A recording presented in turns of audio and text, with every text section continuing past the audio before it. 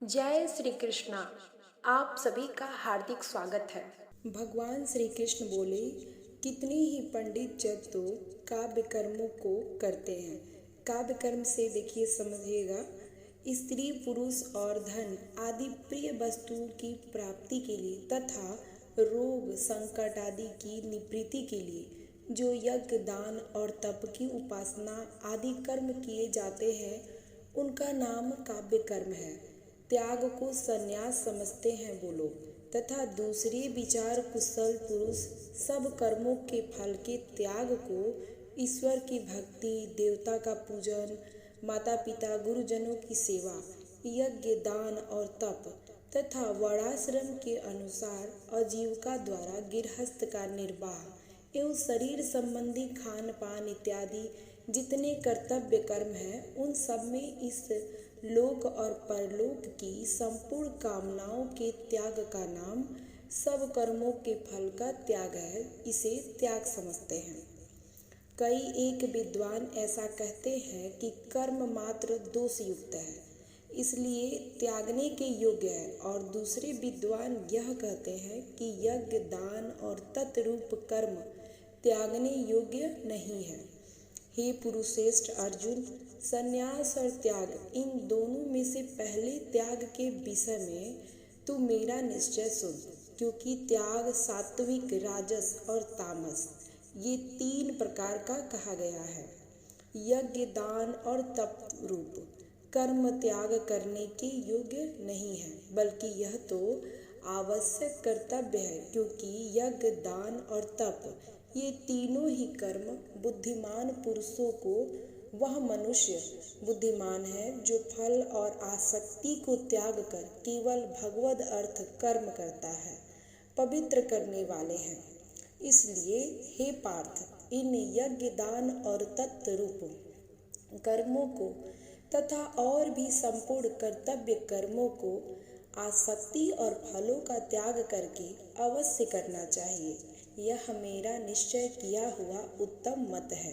परंतु नियत कर्म का स्वरूप से त्याग करना उचित नहीं है, इसलिए मोह के कारण उसका त्याग कर देना तामस त्याग कहा गया है। जो कुछ कर्म है वह सब दुख रूप ही है, ऐसा समझकर यदि कोई शारीरिक क्लेश के भय से कर्तव्य कर्मों का त्याग कर दे, तो वह ऐसा राजस त्याग करके फल के त्याग को किसी प्रकार भी नहीं पाता। अर्जुन, हे अर्जुन, जो शास्त्र विहीन कर्म करना कर्तव्य है, इसी भाव से आसक्ति और फल का त्याग करके किया जाता है, वही सात्विक त्याग माना गया है। श्री भगवान बोले, भगवान श्री कृष्ण बोल रहे हैं अर्जुन से कि जो मनुष्य अकुशल कर्म से तो दोष नहीं करता और कुशल कर्म से आसक्त नहीं होता, वह शुद्ध सत्तत्व गुण से युक्त पुरुष, संशय रहित, बुद्धिमान और सच्चा त्यागी है।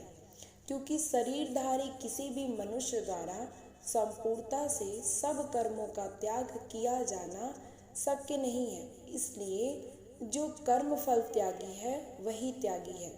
यह कहा जाता है, कर्म फल का त्याग न करने वाले मनुष्य के कर्मों का तो अच्छा बुरा और मिला हुआ ऐसे तीन प्रकार का फल मरने के पश्चात अवश्य होता है, किंतु कर्म फल का त्याग कर देने वाले मनुष्यों के कर्मों का फल किसी काल में भी नहीं होता।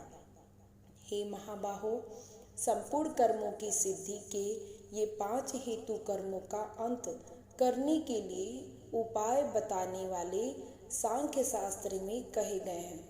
इनको तू मुझसे भली भांति जान।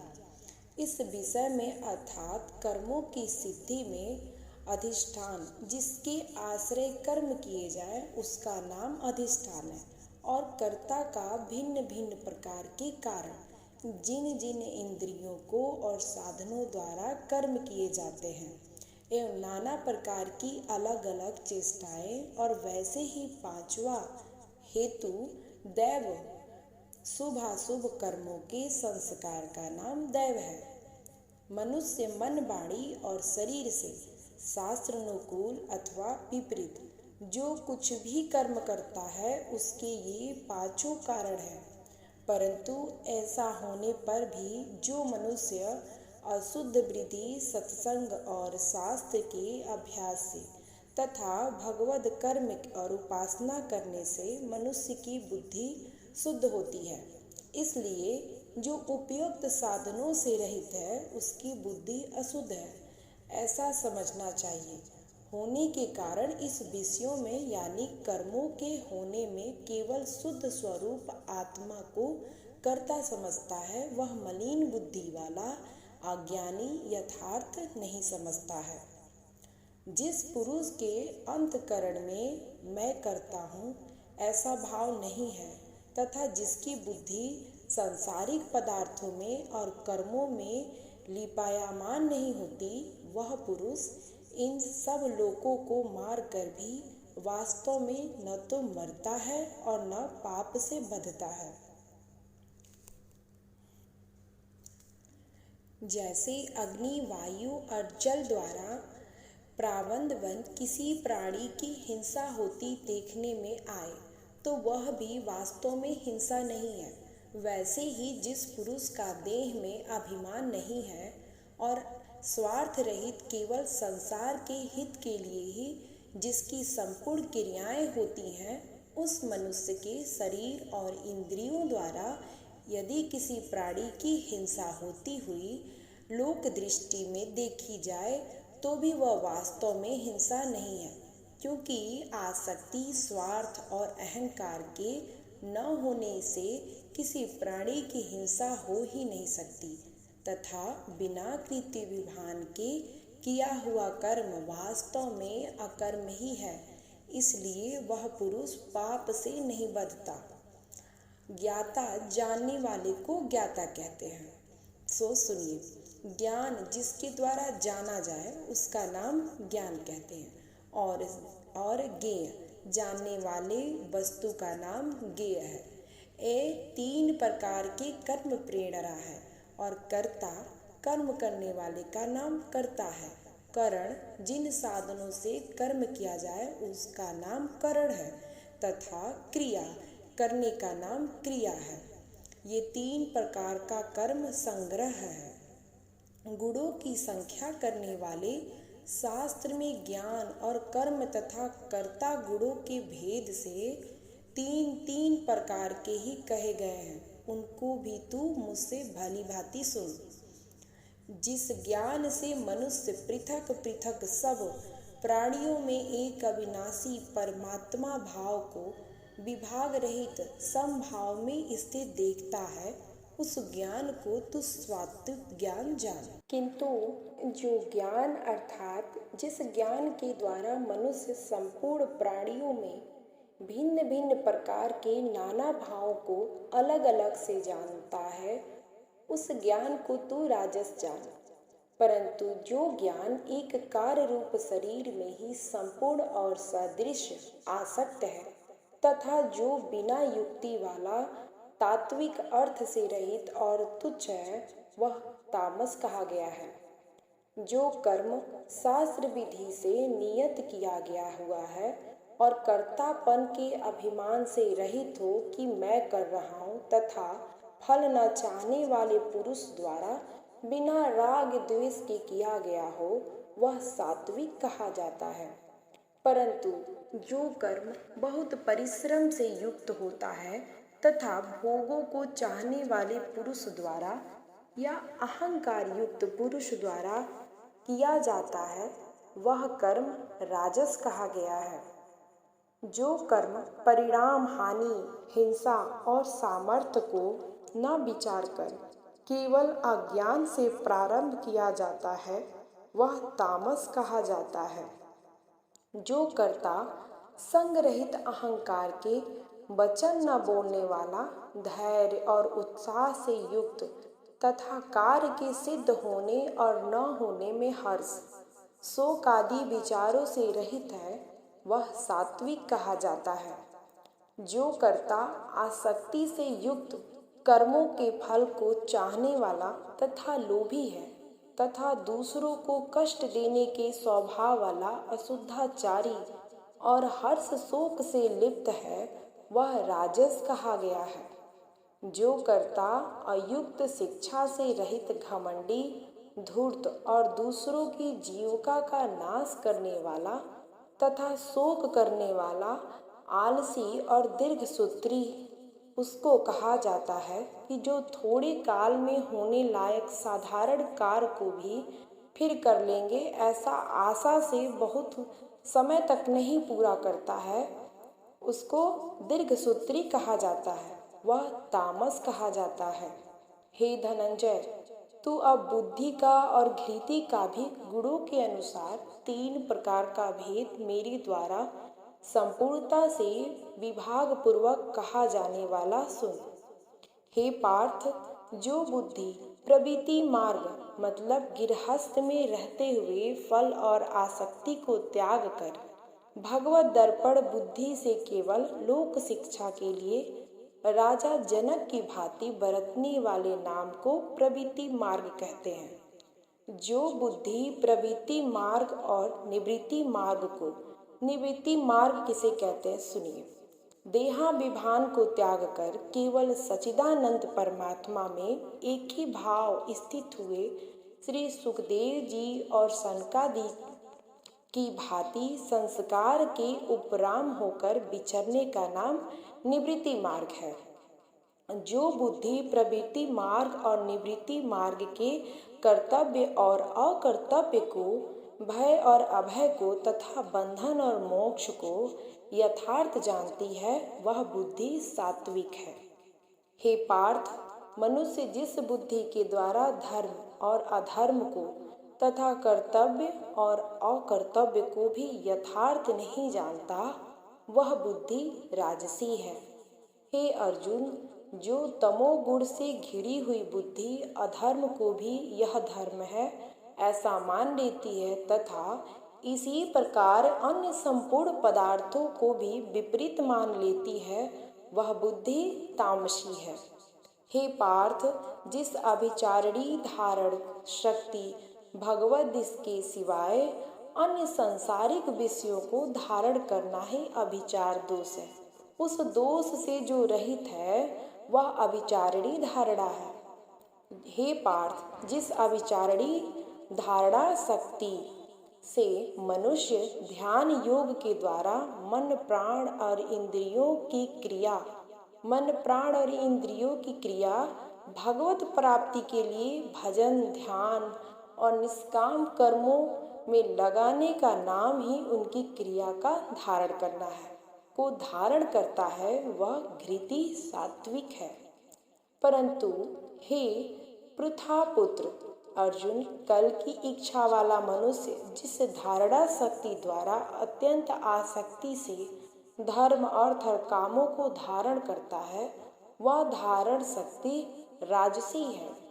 हे पार्थ, दुष्ट बुद्धि वाला मनुष्य जिस धारण शक्ति के द्वारा निद्रा भय चिंता और दुख को तथा उन्मत्ता को भी नहीं छोड़ता अर्थात धारण किए रहता है, वह धारण शक्ति तामसी है। हे भरत श्रेष्ठ, अब 3 प्रकार के सुख को भी तू मुझसे सुन। जिस सुख के साधन मनुष्य भजन ध्यान और सेवादि के अभ्यास से रमण करता है और जिससे दुखों के अंत को प्राप्त हो जाता है, जो ऐसा सुख है वह आरंभ काल में यद्यपि विष के तुल्य प्रतीत जैसे खेल में आसक्ति वाले बालक को विद्या का अभ्यास मूढ़ता के कारण प्रथम विष के तुल्य भासता है, वैसे ही विषयों में आसक्ति वाले पुरुष को भगवद जन ध्यान सेवा आदि साधनाओं का अभ्यास मर्म न जानने के कारण प्रथम विष के तुल्य प्रतीत होता है, परंतु परिणाम में अमृत के तुल्य है। इसलिए वह परमात्मा विषयक बुद्धि के प्रसाद से उत्पन्न होने वाला सुख सात्विक कहा गया है। जो सुख विषय और इंद्रियों के संयोग से होता है, वह पहले भोग काल में अमृत के तुल्य प्रतीत होने पर भी परिणाम में विष के तुल्य बल पियर बुद्धि धन उत्साह और परलोक का नाश होने से विषय और इंद्रियों के संयोग से होने वाले सुख को परिणाम में विष के तुल्य कहा है, इसलिए वह सुख राजस कहा गया है। जो सुख भोग काल में तथा परिणाम में भी आत्मा को मोहित करने वाला है, वह निद्रा, आलस्य और प्रमाद से उत्पन्न सुख तामस कहा गया है।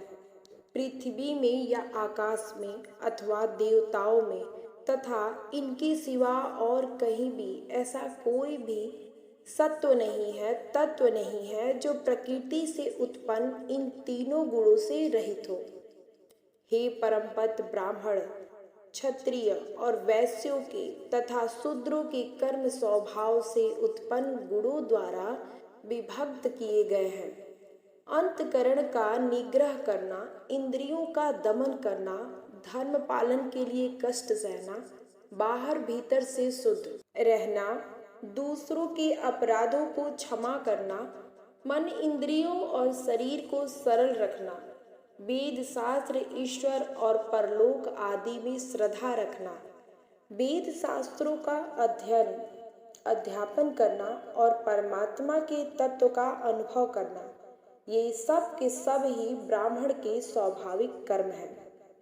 शूरवीरता, तेज, धैर्य, चतुरता और युद्ध में न भागना, दान देना और स्वाभिमान, ये सब के सब ही क्षत्रिय के स्वाभाविक कर्म है।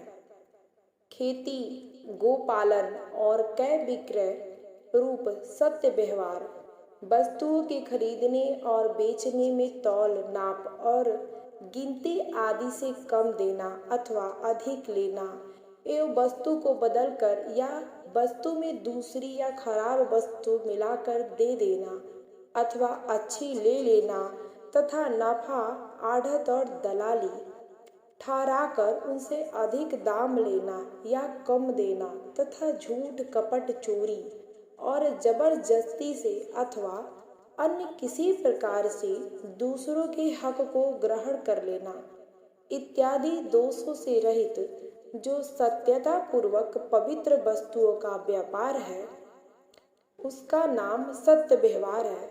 ये वैश्य के स्वाभाविक कर्म है तथा सब बड़ों की सेवा करना शूद्र का भी स्वाभाविक कर्म है।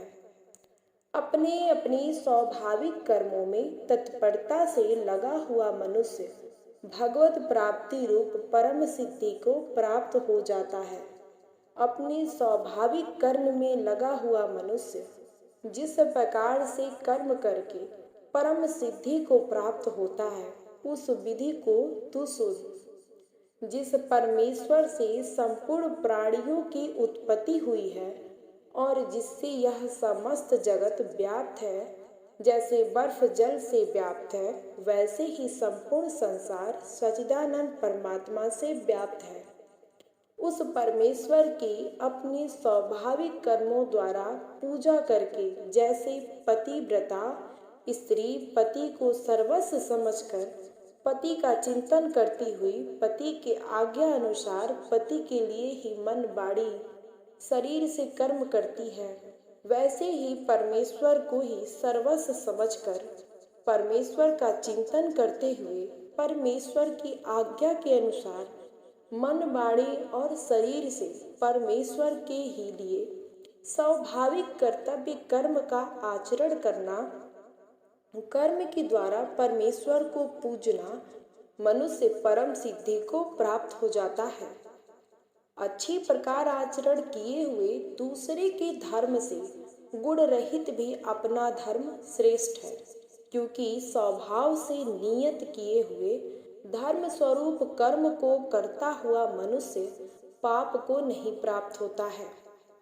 अतः हे कुंती पुत्र, दोष युक्त होने पर भी सहज कर्म प्रकृति के अनुसार शास्त्र विधि से नियत किए हुए वर्णाश्रम के धर्म और सामान्य धर्म रूप स्वाभाविक कर्म है, उनको ही यहाँ स्वधर्म, सहज कर्म, स्वकर्म, नियत कर्म, स्वभावज कर्म, स्वभाव नियत कर्म इत्यादि नामों से कहा है।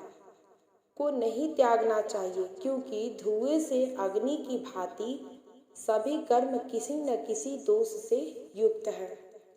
सर्वत्र आसक्त रहित बुद्धि वाला, इस पार हित और जीते हुए अंतकरण वाला पुरुष सांख्य लोक के द्वारा उस परम नैवृत्ति सिद्धि को प्राप्त होता है, जो कि ज्ञान योग की परानिष्ठा है। उस नैवेश्वर्य सिद्धि को जिस प्रकार से प्राप्त होकर मनुष्य ब्रह्मा को प्राप्त होता है, उस प्रकार को हे कुंती पुत्र तू संक्षेप में ही मुझसे समझ। विशुद्धि बुद्धि से युक्त तथा हल्का सात्विक और नियमित भोजन करने वाला शब्दादि विषयों का त्याग करके एकांत और शुद्ध देश का सेवन करने वाला, सात्विक धारण शक्ति के द्वारा अंतकरण और इंद्रियों को संयम करके मन, वाणी और शरीर को वश में कर लेने वाला, राग द्वेष को सर्वथा नष्ट करके भली भांति दृढ़ वैराग्य का आश्रय लेने वाला तथा अहंकार, बल, घमंड, काम, क्रोध और परिग्रह का त्याग करके निरंतर ध्यान योग के पारायण रहने वाला, ममता रहित शांति युक्त पुरुष सच्चिदानंदन ब्रह्मा के अभिन्न भाव में स्थित होने का पात्र होता है।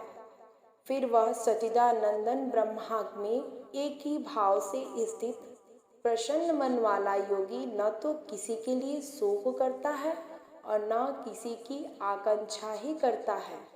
ऐसा समस्त प्राणियों में समभाव वाला, जो तत्वज्ञान से पराकाष्ठा है, योगी मेरी भक्ति को तथा जिसको प्राप्त होकर कुछ जानना बाकी नहीं रहता, वही यहाँ पराभक्ति, ज्ञान की परानिष्ठा, परम नैस्वा, मृम सिद्धि और परम सिद्धि इत्यादि नामों से कही गई है, प्राप्त हो जाता है। उस पराभक्ति के द्वारा वह मुझ परमात्मा को मैं जो हूँ और जितना हूँ ठीक वैसा का वैसा तत्व से जान लेता है तथा उस भक्ति से मुझको तत्व से जानकर तत्काल ही मुझ में प्रविष्ट हो जाता है। मेरे पारायण हुए कर्म योगी तो संपूर्ण कर्मों को सदा करता हुआ मेरी कृपा से सनातन अविनाशी परम पद को प्राप्त हो जाता है। सब कर्मों को मन में मुझ में अर्पण करके तथा समबुद्धि रूप योग को अवलंबन करके मेरे पारायण और निरंतर मुझ में चित वाला हो जाता है। उपयुक्त प्रकार से मुझ में चित वाला होकर तू मेरी कृपा से समस्त संकष्टों का अनायास ही पार कर जाएगा, और यदि अहंकार के कारण मेरे वचनों को न सुनेगा तो नष्ट हो जाएगा, अर्थात परमार्थ से भ्रष्ट हो जाएगा। जो तू अहंकार का आश्रय लेकर यह मान रहा है कि मैं युद्ध नहीं करूँगा, तो तेरा यह निश्चय मिथ्या है, क्योंकि तेरा स्वभाव तुझे जबरदस्ती युद्ध में लगा देगा। हे कुंती पुत्र, जिस कर्म को तू मोह के कारण करना नहीं चाहता, उसको भी अपने पूर्वकृत स्वाभाविक कर्म से बंधा हुआ परवश होकर करेगा। हे अर्जुन, शरीर रूप यंत्र में आरूढ़ हुए संपूर्ण प्राणियों को अंतर्यामी परमेश्वर अपनी माया से उनके कर्मों के अनुसार भ्रमण कराता हुआ सब प्राणियों के उदय में स्थित है। हे भारत, तू सब प्रकार से उस परमेश्वर की ही शरण में जा। लज्जा, भय, मान, बड़ाई और आसक्ति को त्याग कर एवं शरीर और संसार में अहंकार ममता से रहित होकर एक परमात्मा को ही परम आश्रय, परम गति, सर्वस्व समझना तथा अनन्य भाव से अतिशय श्रद्धा, भक्ति और प्रेम पूर्वक निरंतर भगवान के नाम, गुण, प्रभाव और स्वरूप का चिंतन करते रहना एवं भगवान का भजन स्मरण करते हुए उनकी आज्ञा अनुसार कर्तव्य कर्मों का निस्वार्थ भाव से केवल परमेश्वर के लिए आचरण करना, यह सब प्रकार से परमात्मा के ही शरण होना है। उस परमात्मा की कृपा से ही तू परम शांति को तथा सनातन परम धाम को प्राप्त होगा। इस प्रकार यह गोपनीय से भी अति गोपनीय ज्ञान मैंने तुझसे कह दिया। अब तू इस रहस्य युक्त ज्ञान को पूर्णतः भली भांति विचार कर, जैसा चाहता है वैसा ही कर। संपूर्ण ज्ञानियों में यदि गोपनीय मेरे परम रहस्य युक्त वचन को तू फिर से सुन, तू मेरा अतिशय प्रिय है। इससे यह परम हितकारक वचन मैं तुझसे कहूँगा। हे अर्जुन, तू मुझ में मन वाला हो, मेरा भक्त बन, मेरा पूजन करने वाला हो और मुझको प्रणाम कर। ऐसा करने से तू मुझे ही प्राप्त होगा। यह मैं तुझसे सत्य प्रतिज्ञा करता हूँ, क्योंकि तू मेरा अत्यंत प्रिय है।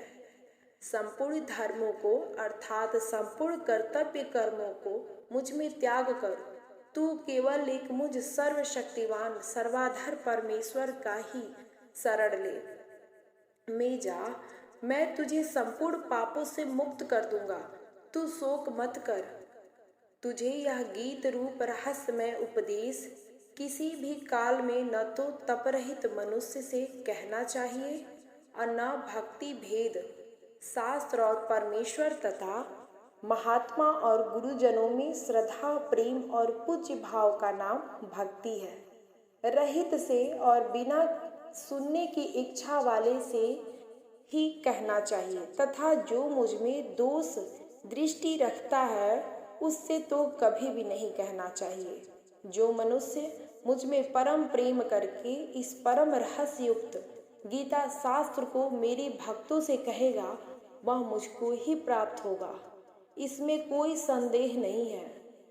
इससे बढ़कर मेरा प्रिय कार्य करने वाला मनुष्यों में कोई भी नहीं है तथा पृथ्वी भर में इससे बढ़कर मेरा प्रिय दूसरा कोई भविष्य में होगा भी नहीं। जो पुरुष इस धर्म में इन दोनों के संवाद रूप गीता शास्त्र को पढ़ेगा, उसके द्वारा भी मैं ज्ञान यज्ञ, ऐसा मेरा मत है। जो पुरुष इस धर्म में हम दोनों के संवाद रूप गीता शास्त्र को पढ़ेगा, उसके द्वारा भी मैं ज्ञान यज्ञ से पूजित होऊंगा, ऐसा मेरा मत है। जो मनुष्य श्रद्धा युक्त और दोष दृष्टि से रहित होकर इस गीता शास्त्र का श्रवण भी करेगा, वह भी पापों से मुक्त होकर उत्तम कर्म करने वालों के श्रेष्ठ लोकों को प्राप्त होगा। हे पार्थ, क्या इस गीता शास्त्र को तूने एकाग्रचित्त से श्रवण किया? हे धनंजय, क्या तेरा अज्ञान जनित मोह नष्ट हो गया? अर्जुन बोले, हे अच्युत, हे प्रभु, आपकी कृपा से मेरा मोह नष्ट हो गया और मैं स्मृति प्राप्त कर ली। अब मैं संशय रहित होकर स्थिर हूँ, अतः आपकी आज्ञा का पालन करूँगा। संजय बोले, इस प्रकार मैंने श्री वासुदेव के और महात्मा अर्जुन के इस अद्भुत रहस्य युक्त रोमांचकारक संवाद को सुना। श्री व्यास जी की कृपा से दिव्य दृष्टि पाकर मैं इस परम गोपनीय योग को अर्जुन के प्रति कहते हुए स्वयं योगेश्वर भगवान श्री कृष्ण के प्रत्यक्ष सुना। हे राजन, भगवान श्री कृष्ण और अर्जुन के इस रहस्य युक्त कल्याणकारक और अद्भुत संवाद को पुनः पुनः स्मरण करके मैं बार बार हर्षित हो रहा हूँ। हे राजन, श्री हरि जिनका स्मरण करने से पापों का नाश होता है, उनका नाम श्री हरि, उनको श्री हरि कहते हैं। हे राजन, श्री हरि के उस अत्यंत विलक्षण रूप को भी पुनः पुनः स्मरण करके मेरे चित्त में महान आश्चर्य होता है और मैं बार बार हर्षित हो रहा हूँ। हे राजन, जहाँ योगेश्वर भगवान श्री कृष्ण है और जहाँ गांडवी धनुधारी अर्जुन है, वहीं पर श्री विजय विभूति और अचल नीति है। ऐसा मेरा मत है। श्रीमद् भगवत गीता का 18वां अध्याय समाप्त हुआ।